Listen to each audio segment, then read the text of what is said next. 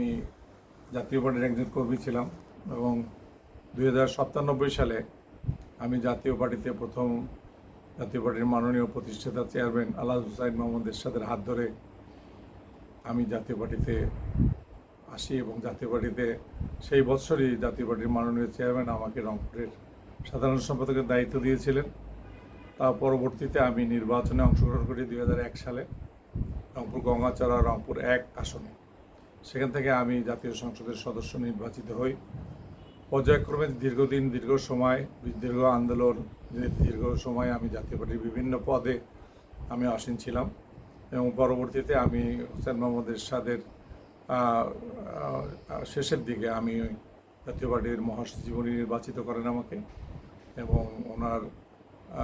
ওনার চলে যাওয়ার পর ওনার ওফাতের পর আমরা জাতীয় পার্টির মাননীয় চেয়ারম্যান তিনি আমাকে মাননীয় চেয়ারম্যান জিএম কাদের সাহেব তিনি আমাকে কাউন্সিলের মাধ্যমে তিনি সভাপতি এবং আমাকে উনি সাধারণ সম্পাদক নির্বাচিত করেন এবং আমি বেশ কিছুদিন সময় আমি ওনার সঙ্গে একত্রে রাজনীতি করেছি। সে সময়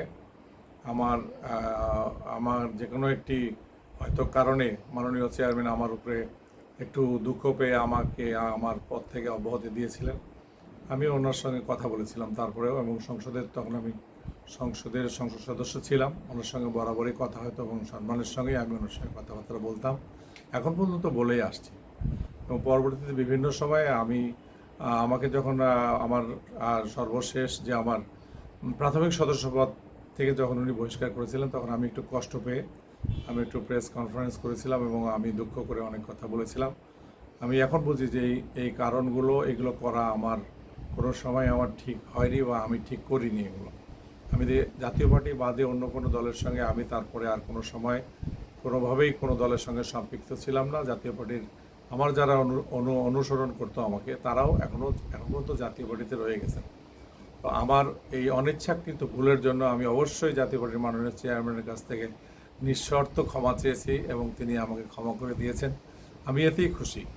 আমি শুধু আশা করছিলাম ওনার কাছে যে জাতীয় পার্টিতে যদি আমাকে আবারও আমার খানিকটা দায়িত্ব দেওয়া হয়, অন্তত জীবনের শেষ সময়টায় যেন আমি জাতীয় পার্টির সঙ্গে আমাকে সম্পৃক্ত করতে পারি।